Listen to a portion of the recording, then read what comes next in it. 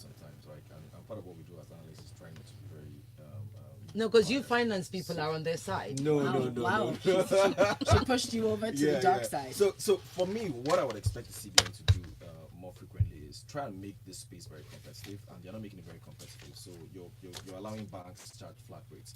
So it's not competitive. There are some banks that should be able to say, okay, you know what, ATM withdrawals free on my ATM. And some banks actually do it anyway, free on my own. If you're coming to use my ATM, free whether you have an account in my bank or not.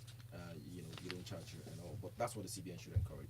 I don't support flat fees or trying to fix prices for things like this. Make the market competitive, and then people can decide which bank they want to use.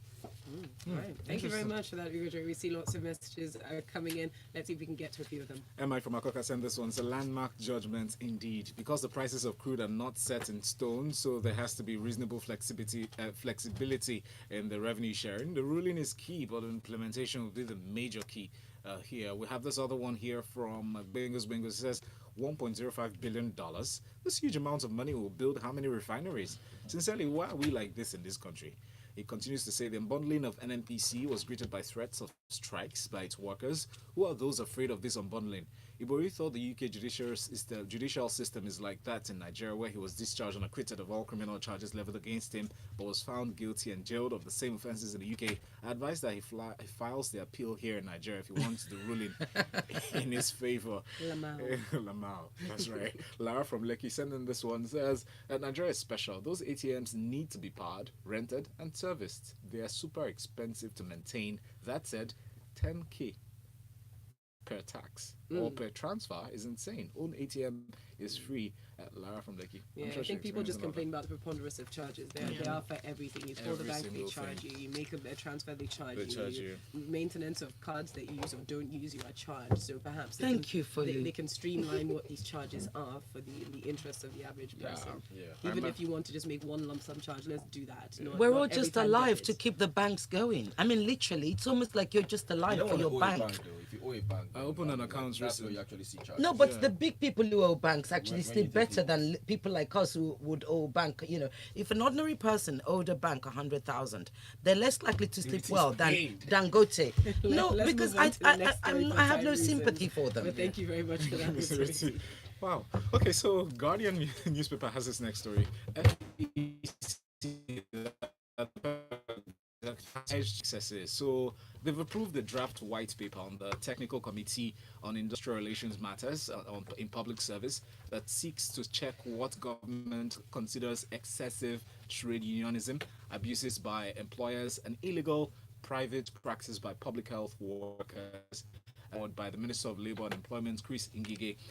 Very interesting highlights of the report included the one on employers who lock out workers. They said they must pay them for the period they did not work, while those workers who decide to stay off work, maybe they are protesting or they go on strike, should not be paid. So no pay, no work, no pay rule. And some other ones like that. Please take us through this story. Yes, like Folu said, very Margaret Thatcher, and it surprises me, and I'll tell you why it surprises me. Because the one thing we know is that Buhari is not that.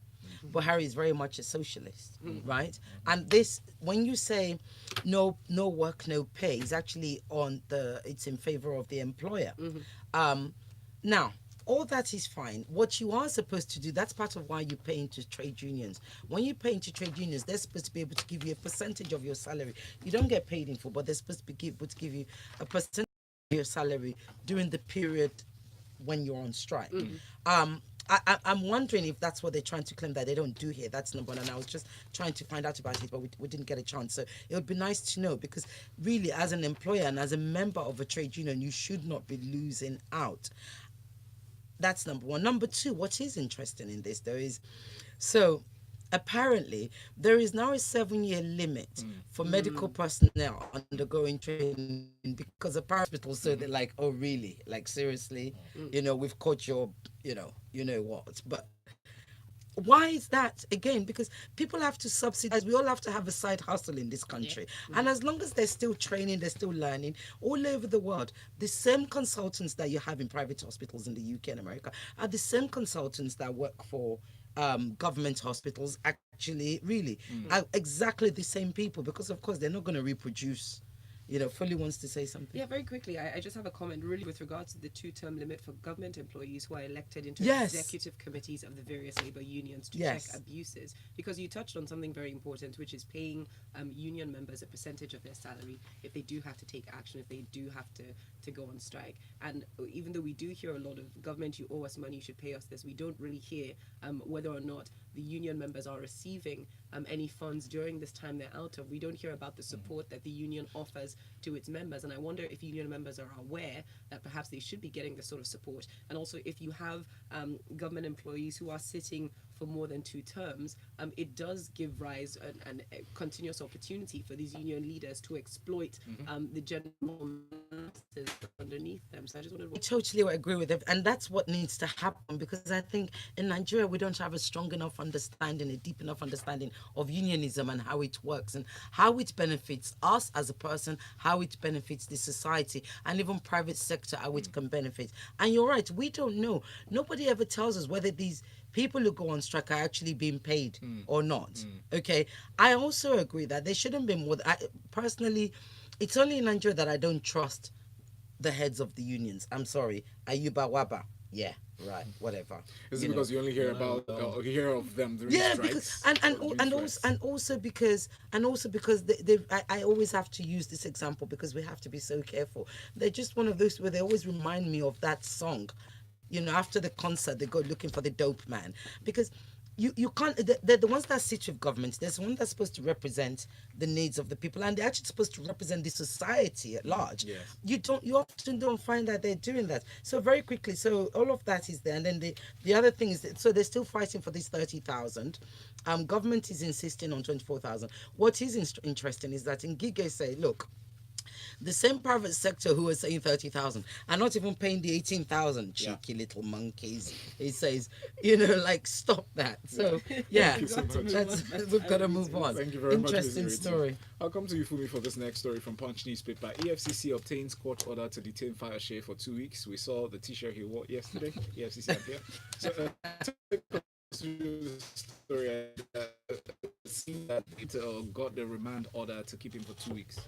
I mean, this is not surprising for anyone. Everybody was expecting this to happen. But it is important to note that, his lawyer has threatened to take them to court and all of that. Yeah, people usually confuse the 24 to 48 hours constitutional timeline within which the security agencies must charge you to court with this remand order thing. So what happens is that we do have the provisions of the Administration of Criminal Justice Act that allows the police to approach a court to keep you for a certain period of time, 2 weeks in the first while the and if need be, a set of 2 weeks. But I would say that most of the time, this kind of remand orders are usually abused because they're supposed to be given in cases where the crime is such that they need to arrest you first, and then they need to investigate. The crime is right there in your face.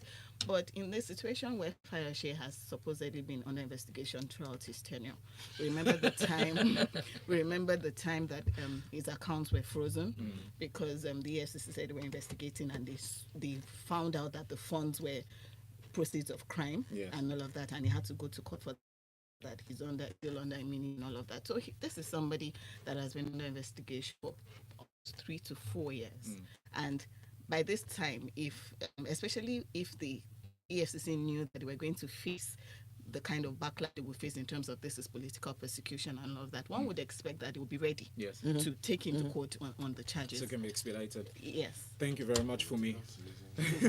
Moving on to the story from Guardian newspaper, Ugo. Senate warns on debt trap. Okay, $2.9 billion for a foreign loan. They warned the federal government, and this came as a surprise to me, warning them to stop taking external loans, urging it to find other means of generating revenue internally rather than throw the country into a debt trap. Well, nothing new, and shouldn't be surprised. At the 2018 budget, the 9 trillion, that was always going to be funded from external loans or from loans. So this loan that you're seeing, this $2.7 billion Eurobond loan, is basically that from that budget budget deficit that the Senate already passed. So that's why this was very easy for the Senate to pass. So the warning signals are real. We should be a bit worried. Just to add that, I think the debt, the borrowing was about, I think 60-40, 60 foreign and 40 local. Yes. It actually pays us to go foreign because it's cheaper compared to local. At foreign, we are paying like 7%. At foreign, you're paying, at local, you're paying like 15-16%, even though you still have exchange rate risk to carry. But fun fact, as of 2015 March, when this government just came in, total external debt for Nigeria was about $9 billion. You want to guess what it is today? What? As of June, 22 billion. Wow. Okay. All right. Thank you. I'm telling you, we lift heavy weights. Okay. Well, talking about, let's move on to the story from this day newspaper. Ms. Rita, I'll come to you for this one. Atiku promises women, youth, 40% of cabinet positions. Does it excite you? Like Should Ethiopia. excite her. Is it Yes, doable? it should. It's supposed to, isn't it? But I don't believe them. I never do, because this is typical. Look, if you look at practically, okay, let's look at the two big boys, APC and PDP. They always have women's wing. You know, they have the women's wing of their party, but it doesn't really make a lot of difference. In fact, really, they just use us, as typically they do, because we're still in a male privileged world. So I looked at figures very quickly. So in OBJ's time, we had 34%, which ranked Nigeria 106th. GEJ's time, we had 26, which ranked Nigeria 121. See how it can't come down. So right now with PMB, we have, with Buhari, we have 109 senators, there are only 9 females. 360 House of Reps, there are only 27 females. We seem to be just, how do you say, it's Regressing. yeah, that's the word, thank you, regressing. I can't believe I'm repeating the things that Atiku is saying, honestly. Anyway, Folu's giving me the hand signals. Yes. Atiku said, therefore, I give an undertaking that if by the grace of God, I am elected by you, the good people of Nigeria, I would say the Komata, at least 40% of my cabinet will be women and youth. That's what she says. You're right. I have to stop talking now. Thank you, Ms. Iriti. Let's move on to you, Fumi, very quickly to take us through the story from this day newspaper. Nigeria improves to 115th position on Global Competitiveness Index. Pardon my sarcasm in this one. Now, so Nigeria was ranked in the Global Competitiveness Report of the World Economic Forum that was released yesterday. And this score, they come about this scores and rankings of the countries set factors and determine the level of productivity of a country. I mean, what is the significance of this on a global scale?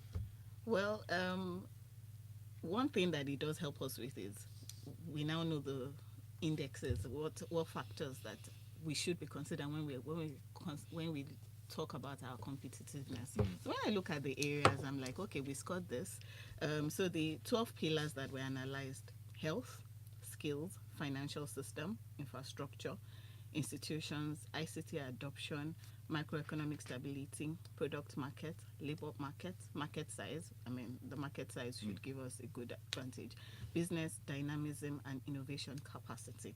So we scored 42 in the institution indicator, 42 in infrastructure, 26 in ICT adoption, 56 in macroeconomic stability, 51 in health, and 40 in skills.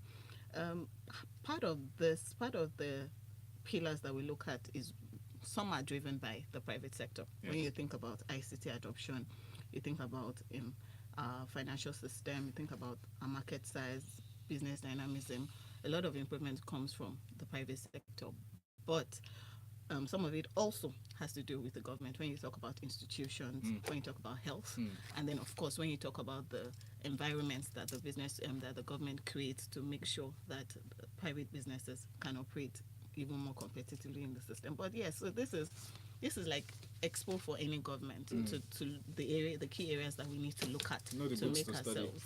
And just for reference context, there are 140 countries that were surveyed. We moved up in 2016. We were 127th. In 2017, we were 125th. But those are all the stories we can take for this morning. Thank you, everyone, for participating. I'll round up with a few of the messages that have come through on our live stream. Lu says the senators are wasting their time. Nigerian banks are like the NNPC, opaque and untouchable. Worst case, they would just change the name from maintenance fee to support Dari's aid. On Joshua says, I keep giving like 5 SMS alerts of one transaction from the bank, and they're making a lot of money. Thank you. I absolutely agree that the banking charges are explosive in nature. Let's take a step back and understand that the banking sector is the largest employer in the private sector. Very, very serious stuff there, people. Let's see if we can take one more message up on our Twitter feed. Mr. G Quest says Ibori's case is diabolical. Obviously, the dude still has plenty of illicit funds to burn, and the lawyers are not saying no. Why plead guilty in the first place if you were innocent all along and will appeal? The prosecutors forced him to plead guilty, Abby. Wow. Yeah. Lagos coming up next. We'll talk entertainment inside of the grapevine. We'll have a special guest coming in, so tune in at that time. Thanks.